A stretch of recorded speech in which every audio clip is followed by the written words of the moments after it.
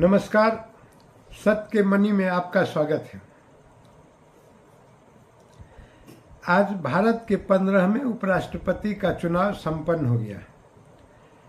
भारत के 15वें उपराष्ट्रपति के रूप में सीपी राधाकृष्णन, उनका पूरा नाम कहें तो चंद्रपुरम पुन्नुसामी राधाकृष्णन है।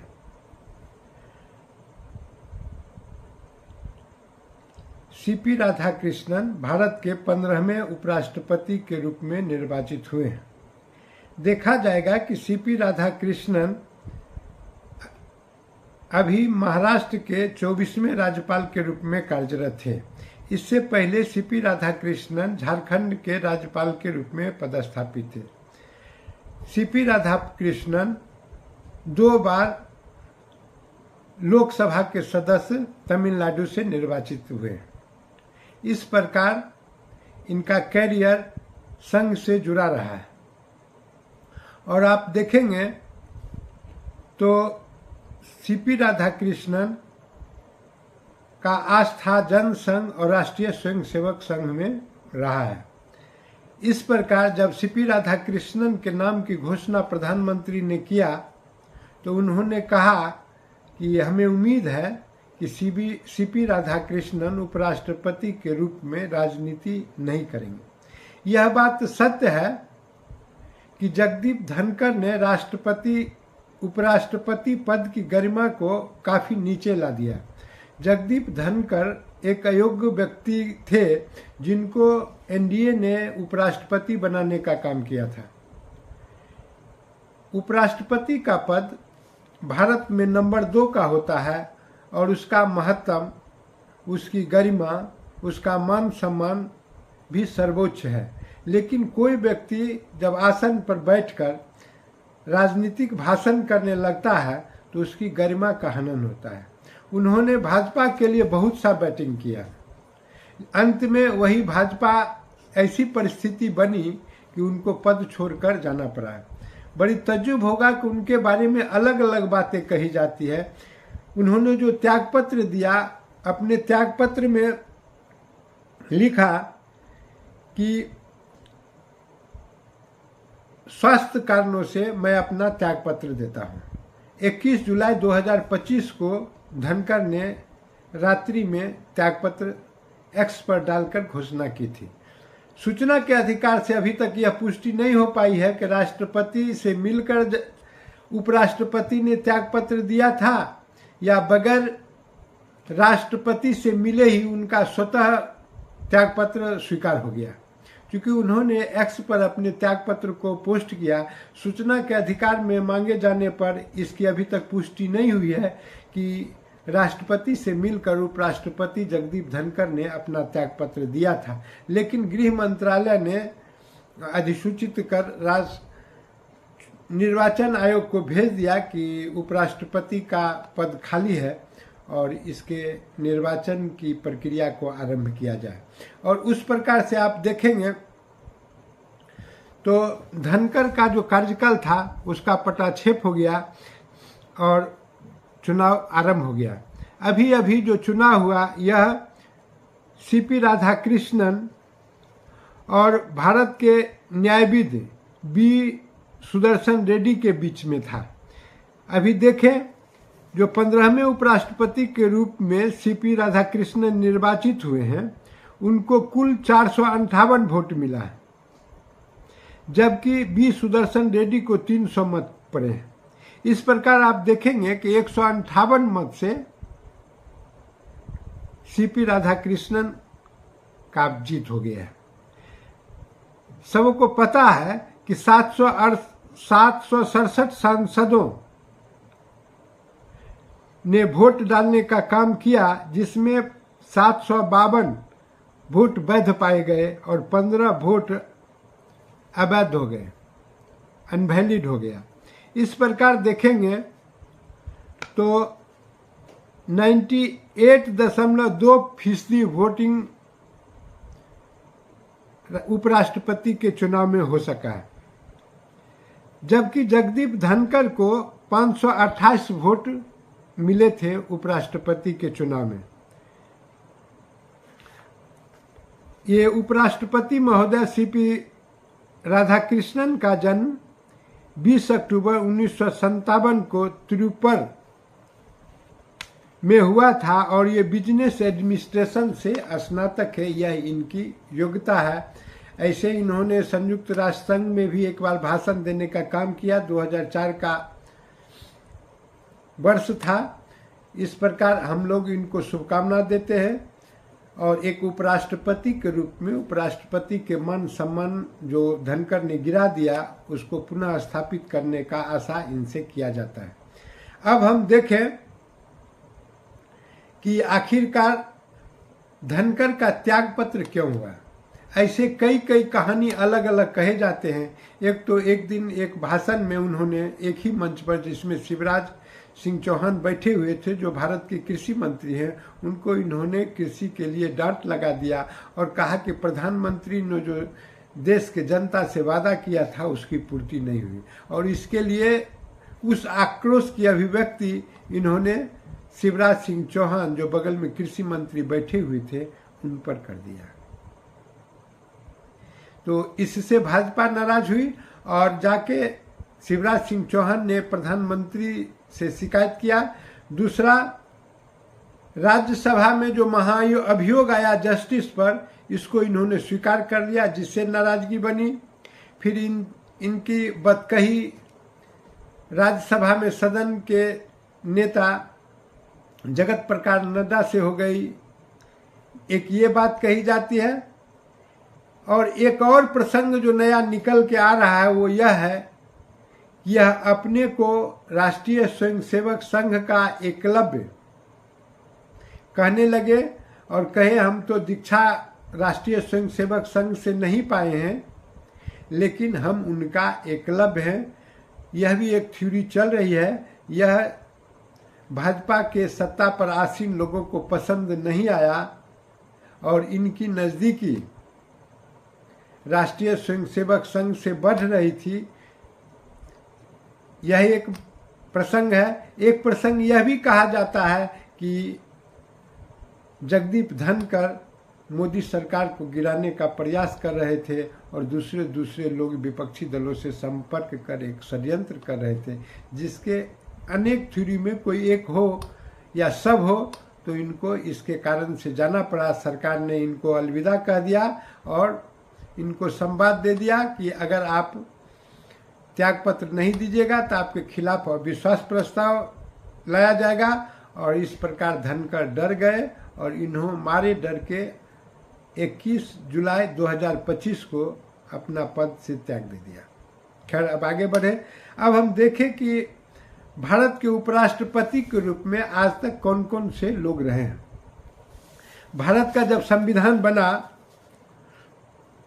और लागू हुआ 26 जनवरी 1950 को, तो सबसे पहले जो उपराष्ट्रपति का निर्वाचन हुआ वह उपराष्ट्रपति थे महान शिक्षाविद डॉक्टर सर्वपल्ली राधाकृष्णन और इनका कार्यकाल 10 वर्षों तक रहा, जब तक राजेंद्र प्रसाद भारत के राष्ट्रपति रहे। डॉक्टर सर्वपल्ली राधाकृष्णन उपराष्ट्रपति रहे और सर्वपल्ली राधाकृष्णन 13 मई 1952 से लेके 12 मई 1962 तक उपराष्ट्रपति के रूप में अपने दायित्व का निर्वहन किया और इसके बाद वो राष्ट्रपति हो गए और उपराष्ट्रपति के जगह पर डॉक्टर जाकिर हुसैन 13 मई 1962 से 12 मई 1967 तक रहे। डॉक्टर जाकिर हुसैन और इस प्रकार से तीसरे जो उपराष्ट्रपति हुए वो थे बीबी गिरी, बरागिरी वेंकट गिरी। ये 13 मई 1962 से 3 मई 1969 तक उपराष्ट्रपति रहे। अब इसमें एक बड़ी विडंबना है। विडंबना यह है कि डॉक्टर जाकिर हुसैन का जब राष्ट्रपति के रूप में देहावसान हो गया तो वराहगिरी वेंकटगिरी स्वतः राष्ट्रपति के प्रभाव में आ गए। और जब वराहगिरी वेंकटगिरी अपने पद से त्यागपत्र देकर राष्ट्रपति का चुनाव लड़ा तो भारत में पहली बार भारत के मुख्य न्यायाधीश मोहम्मद हिदायतुल्ला उपराष्ट्रपति के दायित्व में भी आ गए और राष्ट्रपति के दायित्व में भी आ गए। क्योंकि उस समय उपराष्ट्रपति और राष्ट्रपति दोनों का पद रिक्त हो गया, जिसके कारण प्रभार में भारत के मुख्य न्यायाधीश जो पहली बार ऐसी स्थिति बनी प्रभार में रहे। इसके बाद वराहगिरी वेंकटगिरी फिर राष्ट्रपति बन गए और उनके जगह पर फिर निर्वाचित हुए गोपाल स्वरूप पाठक 31 अगस्त 1969 से 30 अगस्त 1974 तक गोपाल स्वरूप पाठक अपने पद पर रहे। और गोपाल स्वरूप पाठक के बाद बी.डी. जत्ती 31 अगस्त 1974 से 30 अगस्त 1979 तक ये उपराष्ट्रपति रहे। लेकिन बी.डी. जत्ती के साथ एक और बहुत बड़ा विडंबना हुआ। विडंबना यह हुआ कि उस समय के राष्ट्रपति फखरुद्दीन अली अहमद, जिन्होंने आपातकाल लगाने की अनुशंसा किया था, आदेश दिया था, इंदिरा गांधी के अनुशंसा को स्वीकार कर आपातकाल देश को थोपा था, उनका जब देहावसान हो गया तो बी.डी. जत्ती को राष्ट्रपति के रूप में कार्य करने का अवसर मिल गया। और जब 1977 में जनता पार्टी की सरकार बनी और जनता पार्टी के सरकार बनने के बाद जब 12 राज्यों के सरकार को जनता पार्टी की सरकार ने बर्खास्त कर दिया तो उसके बर्खास्तगी को राष्ट्रपति के कैपेसिटी में बी.डी. जत्ती ने स्वीकार करने से मना कर दिया। कहा कि नहीं, यह गलत काम है, हम इसको स्वीकार नहीं कर सकते। लेकिन पुनः जब जनता पार्टी की सरकार की ओर से इनको मैसेज दिया गया, अगर आप ऐसा करेंगे तो आपके खिलाफ अविश्वास प्रस्ताव ले आया जाएगा और आपको भी पद से हटा दिया जाएगा, तब इन्होंने उस याचिका पर अपना स्वीकृति दे दी। परिणाम स्वरूप कांग्रेस का 12 राज्य का सरकार बी.डी. जत्ती के हस्ताक्षर से बर्खास्त हो गया। तो यह किया गया कार्य, बी.डी. जत्ती थे उपराष्ट्रपति, लेकिन चूंकि फखरुद्दीन अहमद वह स्वर्गवासी हो गए थे तो इस कारण से प्रभार में बी.डी. जत्ती आ गए थे और राष्ट्रपति के कृत्यों का निर्वहन कर रहे थे। अब आगे देखें, बी.डी. जत्ती के पास मोहम्मद हिदायतुल्ला बने उपराष्ट्रपति। 31 अगस्त 1979 से 30 अगस्त 1984 तक पूर्व CJI भारत के उपराष्ट्रपति बने, जो पूर्व में भी उपराष्ट्रपति और राष्ट्रपति के प्रभार में रह चुके थे। अब देखिए, मोहम्मद हिदायतुल्ला के बाद रामास्वामी वेंकटरमन उपराष्ट्रपति बने। 31 अगस्त 1984 से 27 मार्च 1987 तक इनका कार्यकाल रहा और वेंकटरमन स्वामी फिर राष्ट्रपति बन गए। तब जो है इनके स्थान पर डॉक्टर शंकर दयाल शर्मा को उपराष्ट्रपति बनाया गया और 3 सितंबर 1987 से 24 जुलाई 1992 तक शंकर दयाल शर्मा उपराष्ट्रपति रहे। और इनके कार्यकाल समाप्त होने के बाद विदेश सेवा के अधिकारी रहे के.आर. नारायणन, जो कि पूर्व में लोकसभा के सदस्य भी रहे थे। इनको 21 अगस्त 1992 से 24 जुलाई 1997 तक उपराष्ट्रपति के रूप में कार्य करने का अवसर लगा। के.आर. नारायणन दलित समाज से आते थे और इनको पुनः राष्ट्रपति बनने का भी अवसर लगा और राष्ट्रपति बनकर 5 वर्ष तक के.आर. नारायणन ने अपने कृत्यों का निर्वहन किया। के आर नारायणन ही वह व्यक्ति थे जिन्होंने सदन चलने के दौरान, लोकसभा का सदन चल रहा था और इन्होंने वाजपेयी सरकार को विश्वास मत प्राप्त करने का आदेश दिया, और परिणाम यह हुआ कि वाजपेयी सरकार, चूंकि सरकार जो होती है उसके सर्वे सर्वा तो राष्ट्रपति होते हैं, अपने ही सरकार को के आर नारायणन ने, जो कि वाजपेयी के नेतृत्व में चल रहा था, उसको 1 वोट से 1999 में गिरवाने का काम किया। तो ये है के आर नारायणन। के आर नारायणन के बाद कृष्णकांत तो मूलतः कांग्रेसी थे, लेकिन कृष्णकांत 21 अगस्त 1997 से 27 जुलाई 2002 तक उपराष्ट्रपति रहे, और ये पद पर ही इनका देहावसान भी हो गया।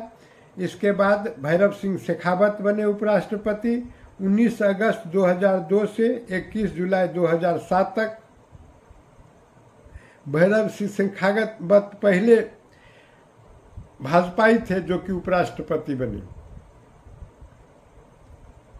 इससे पहले कोई भी भाजपा का व्यक्ति उपराष्ट्रपति या इतने बड़े पद पर नहीं गया था, और ये प्रधानमंत्री अटल बिहारी वाजपेयी के मित्र भी थे, और इनको इस प्रकार से सभी दलों के लोगों ने समर्थन दिया और भैरव सिंह शेखावत उपराष्ट्रपति बन गए।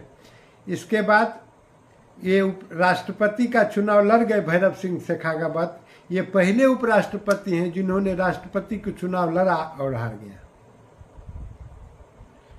इसके बाद मोहम्मद हामिद अंसारी बने भारत के उपराष्ट्रपति 11 अगस्त 2007 से 19 जुलाई 2017 तक। 10 वर्षों तक मोहम्मद हामिद अंसारी भारत के उपराष्ट्रपति रहे, और इनके जाने के बाद वेंकटैया नायडू जो भाजपा के राष्ट्रीय अध्यक्ष हुआ करते थे, केंद्र सरकार में मंत्री भी हुआ करते थे, वेंकटैया नायडू को 8 अगस्त 2017 को उपराष्ट्रपति के रूप में शपथ दिलाया गया। ये 10 अगस्त 2022 तक रहे। जगदीप धनखड़ बने उपराष्ट्रपति 11 अगस्त 2022 से 21/7/2025 तक। धनखड़ उपराष्ट्रपति रहे। धनखड़ कुछ ही दिन पहले एक सभा में कहे थे कि मैं अगर स्वस्थ रहूँगा तो 2027 तक मुझे कोई हटा नहीं सकता है, लेकिन विधाता को कुछ और ही मंजूर था। परिणाम स्वरूप ये त्यागपत्र दे दिए। अभी तक धनखड़ जी ने मुंह नहीं खोला है, और इनके स्थान पर अभी उपराष्ट्रपति का चुनाव हो गया। सीपी राधाकृष्णन उपराष्ट्रपति निर्वाचित हो चुके हैं। संभव है कि 1-2 रोज में उनका शपथ ग्रहण भी हो जाएगा। इस प्रकार भारत को 15वें उपराष्ट्रपति मिल गया है।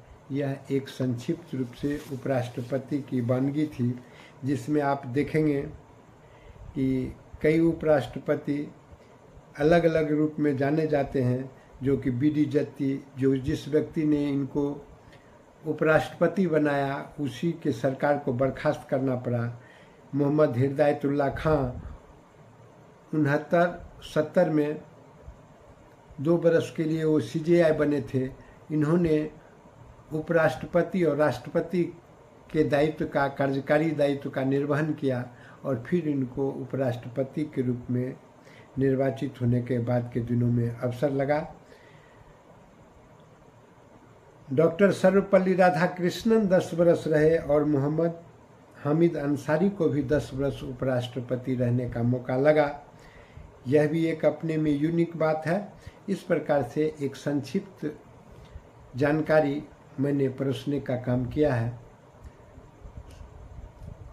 ऐसा है कि सबों को पसंद आया होगा,